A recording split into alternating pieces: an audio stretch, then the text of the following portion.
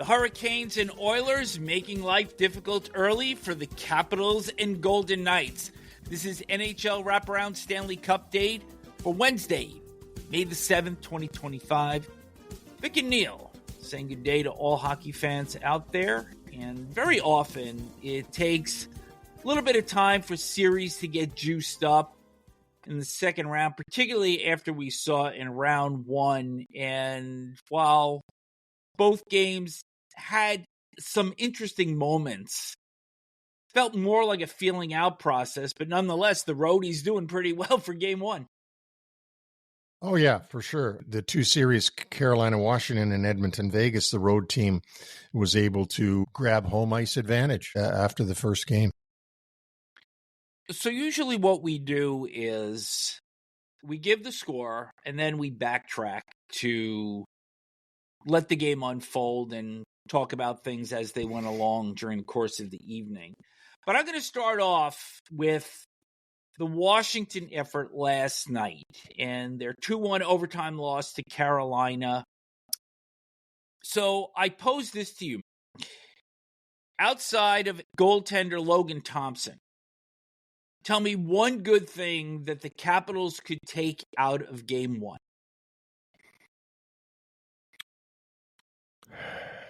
The fact that Carolina threw everything at them that they had and could only win 2-1 in overtime.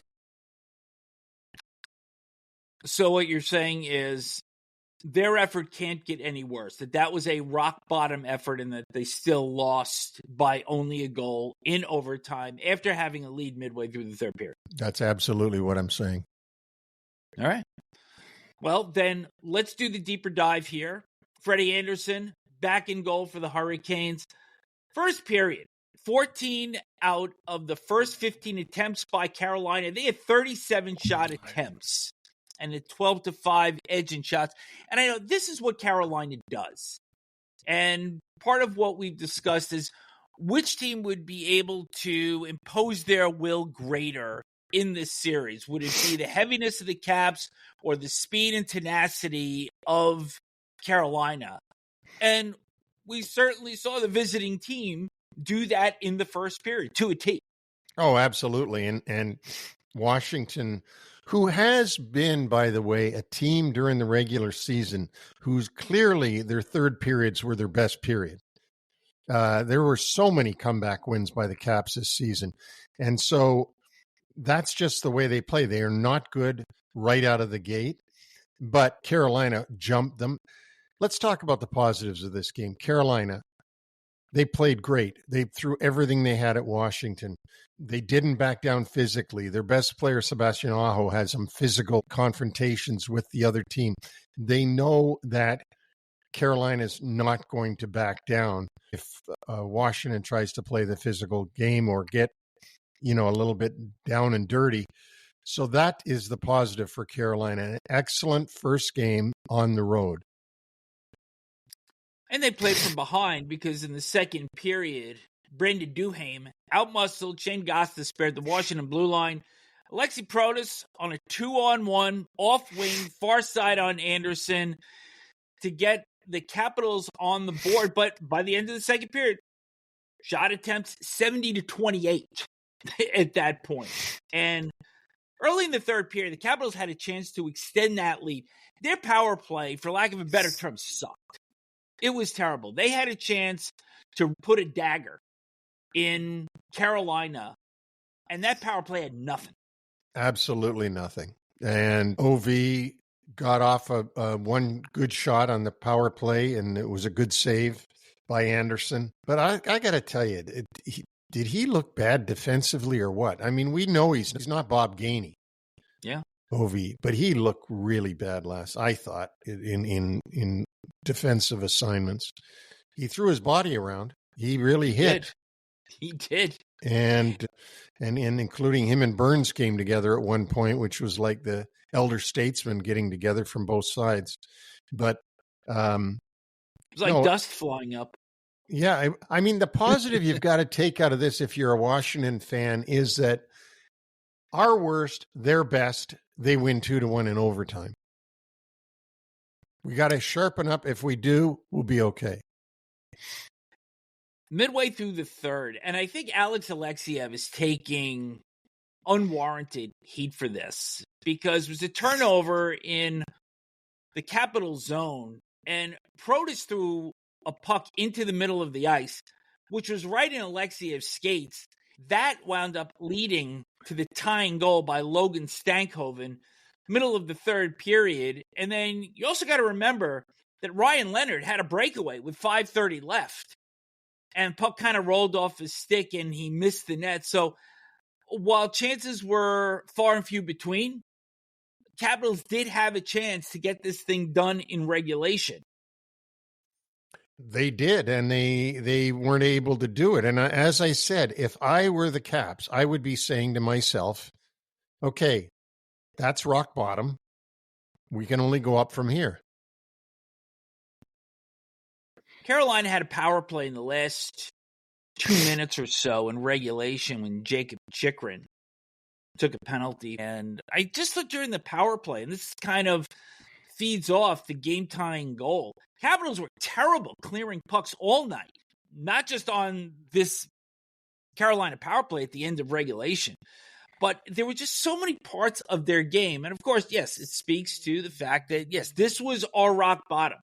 And I think the tape is pretty easy for Spencer Carberry in terms of what needs to be cleaned up, starting in their own end, and then really pushing the play to Carolina, because through regulation, shot attempts were 90-33.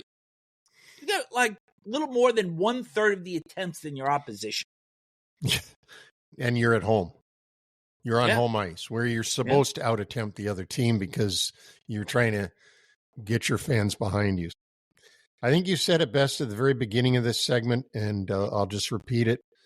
That might have been the best that Carolina could throw at them, and they only got an overtime win against Washington at rock bottom. That win, a result of Jacob Slavin getting a shot through a screen. And Chris Pronger was an analyst on ESPN on Tuesday, and he pointed out the one thing with Carolina is that they're not a screen team. They throw a lot of volume at you. They're very tenacious. They force hard in the offensive zone, but they don't get a lot of traffic in front. And this game-winning goal came as a result of creating traffic because Logan Thompson couldn't see the puck. I'm not sure that Chris was right about that, because there was a segment that ESPN showed too that they were hitting their own guys with pucks. Do you remember that? There was a segment where slap shots were hitting Jarvis and another shot hit somebody else. And what they were saying was you go in front of the net and the guys at the point are trying to just get it to the net. And sometimes it'll hit a Capital and sometimes it'll hit a Hurricane. And so they were trying to get in front. They're not a big body team. No, they're not. So Jarvis was in front. I remember distinctively him getting hit. Every team needs to crowd the front of the net because that's how the game is played today. Crowd the front of the net and get shots. Try to get shots through from the point where the goalie can't see it. That's what happened. So 1-0 lead for the Hurricanes. Game 2 at Washington Thursday at 7 o'clock.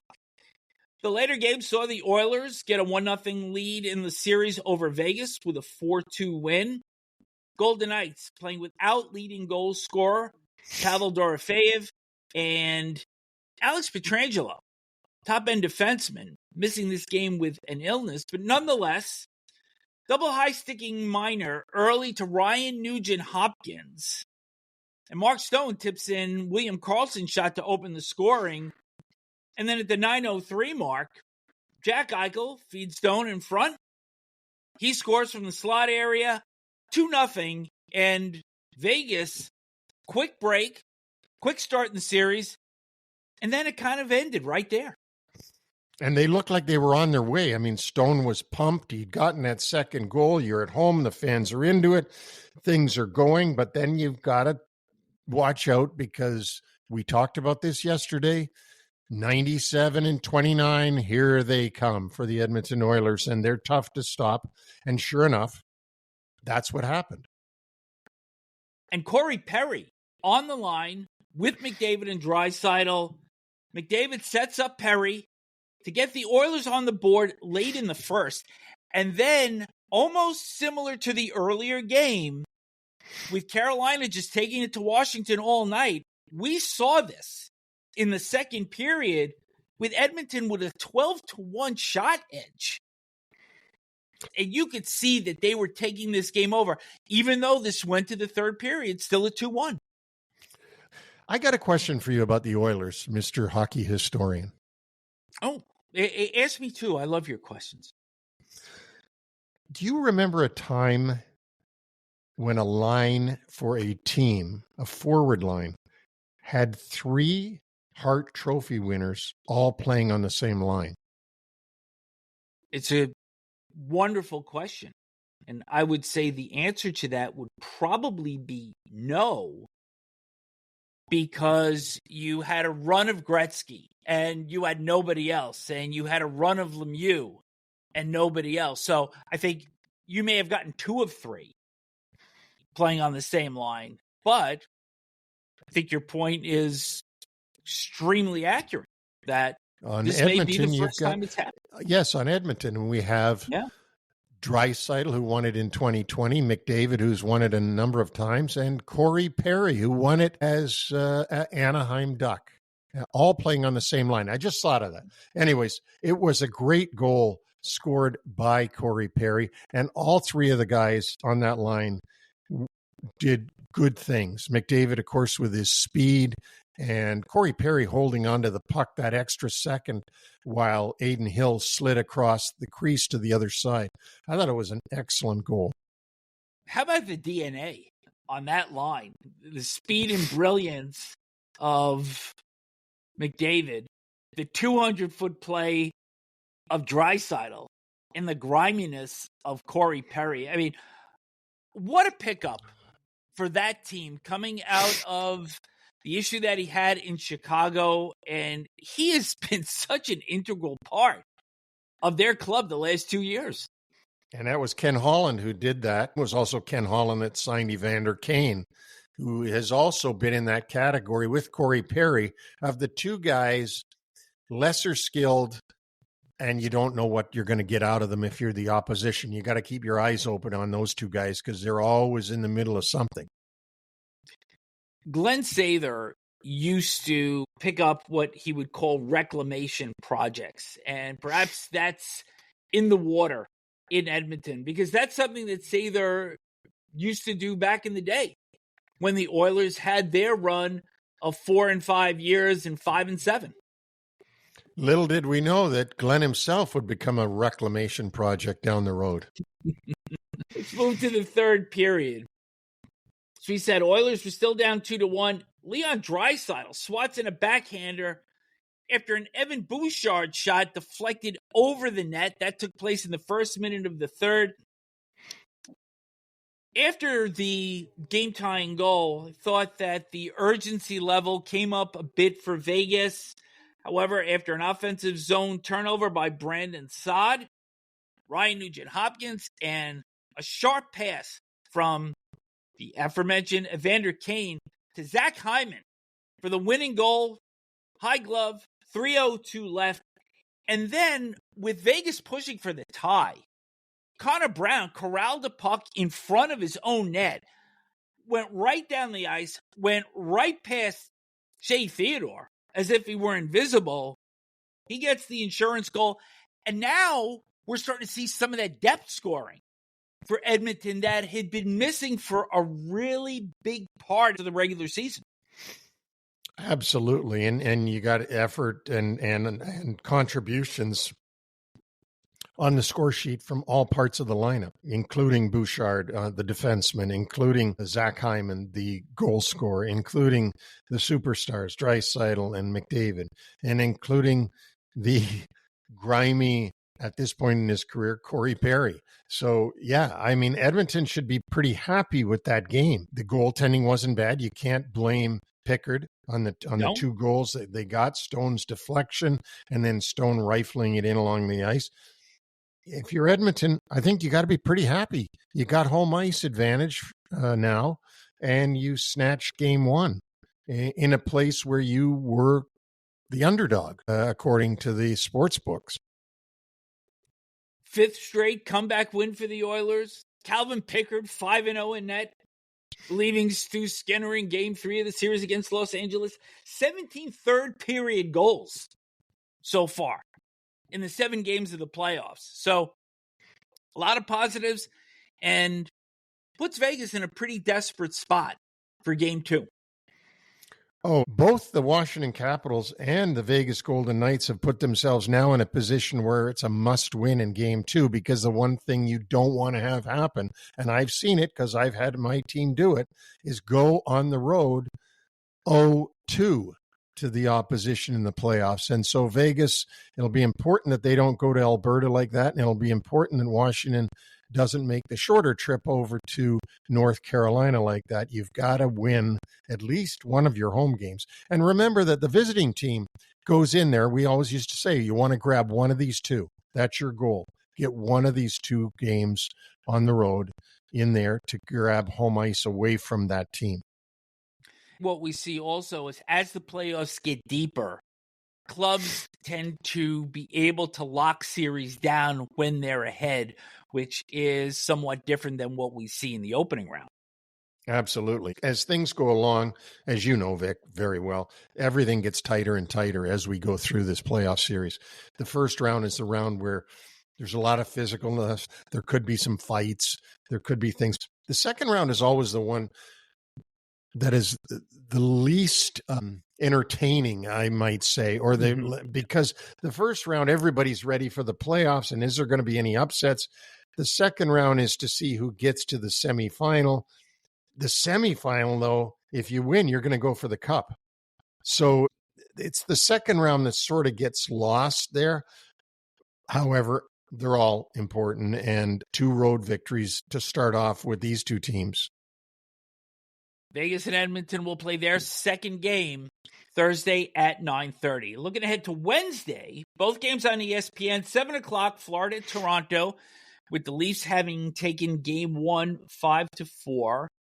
Big news here is Anthony Stolarz was released from the hospital. He had to leave Game 1 after getting hit by Sam Bennett in the crease.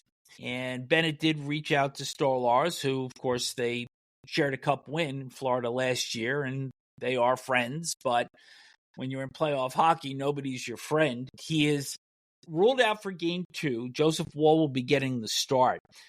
But I went back and I looked at this hit, as you did.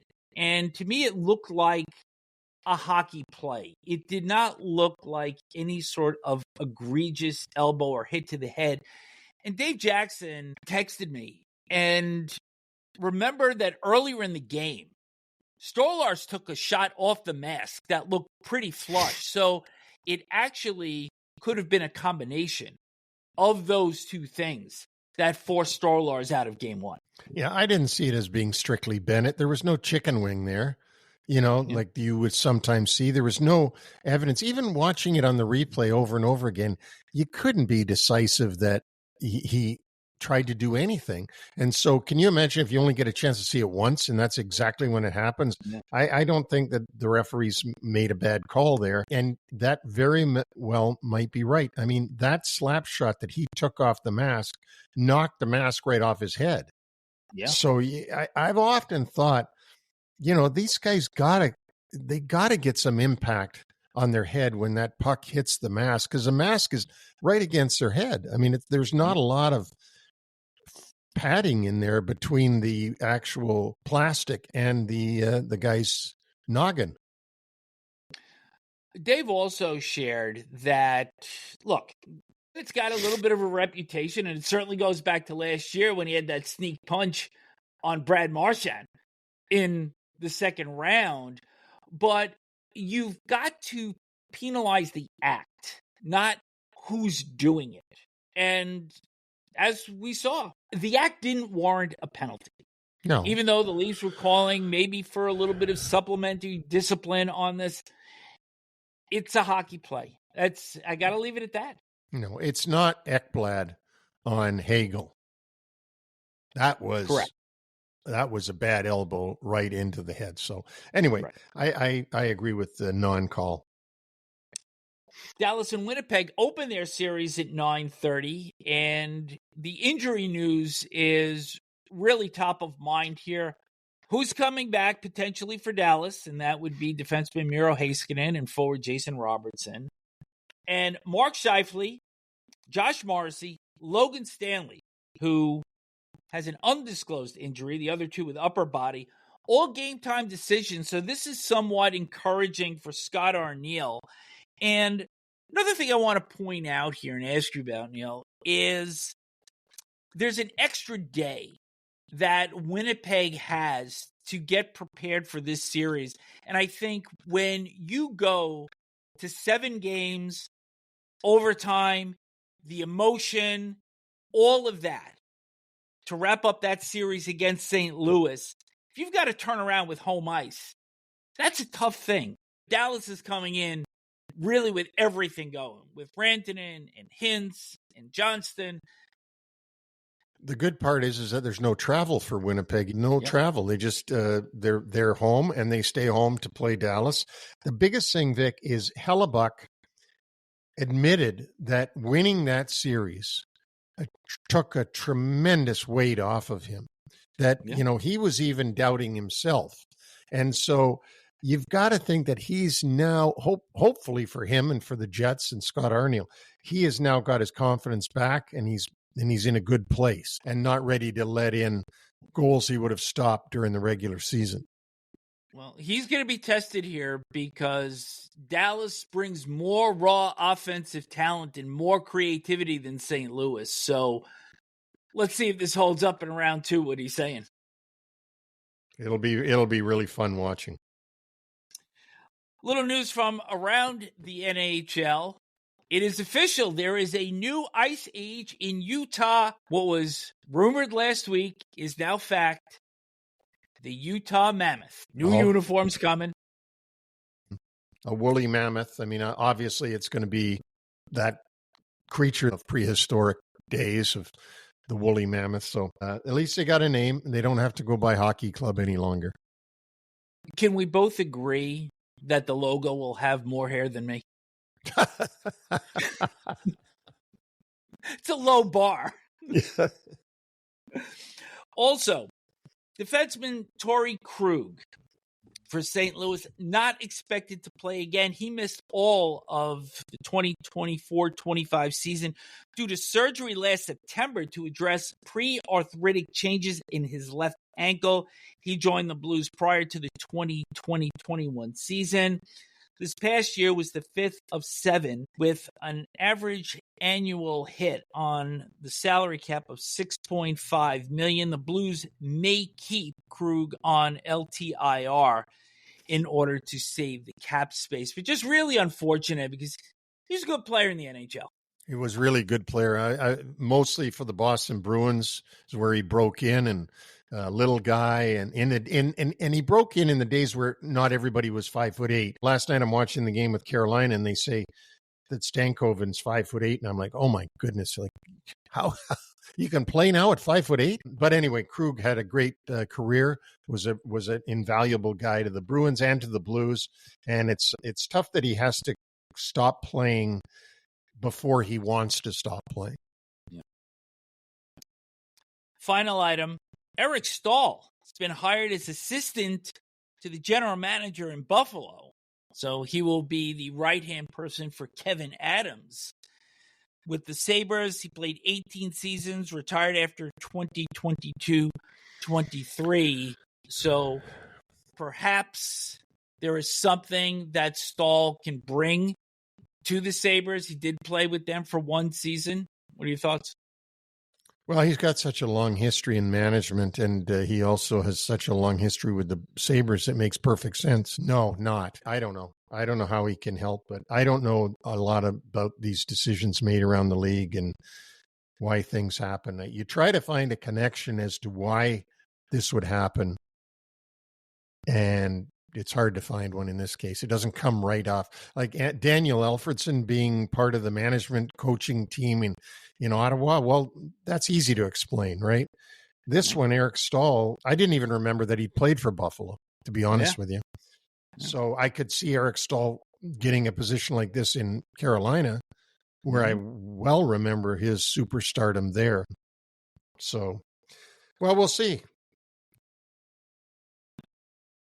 Let's go on to this day in Stanley Cup history as we wrap up our show. On 2019, May 7, Game 7, Number 7. St. Louis native and recently retired Pat Maroon shoves a rebound of a Robert Thomas post shot past Ben Bishop at 5:50 of the second overtime. The Blues prevail 2-1 over the Dallas Stars in the conference semifinal and route to their first and only Stanley Cup. And that was a shocker when they won that one in TD Garden in Game 7 against the Bruins. Did you know that of the 50 Game 7s in Stanley Cup history that have gone to overtime, there have been 4 between the Blues and the North Stars / Stars franchise? No, I did not know that. That's a good little nugget. It's plenty of nuggets. One happened in 1968. I think we talked about it. Ron Schock scoring for the Blues. Kevin O'Shea, 4 years later for St. Louis, and the only one that was won by the North Stars / Stars came in 84 with a goal by Steve Payne. And Steve Payne could shoot the puck. Do you remember that? Boy, did he have a good shot. You know what else I remember? He was one of the more foremost deflectors of pucks also in his time. Yeah, well, and what do you remember about Kevin O'Shea? Anything? He was Danny O'Shea's brother. Well, there you go then. You do remember something about Kevin O'Shea. Yes. I don't. But that's what makes the Stanley Cup great, is you have obscure players that wind up playing the role of hero. And when we do this segment on Thursday, what do you hear some of the luminaries that are going to be brought up in that one? Just a tease. Yeah, just a tease. That concludes our show for today. Neil and I will be back with Stanley Cup date again on Thursday. So enjoy the doubleheader on Wednesday, and we'll speak to you Thursday.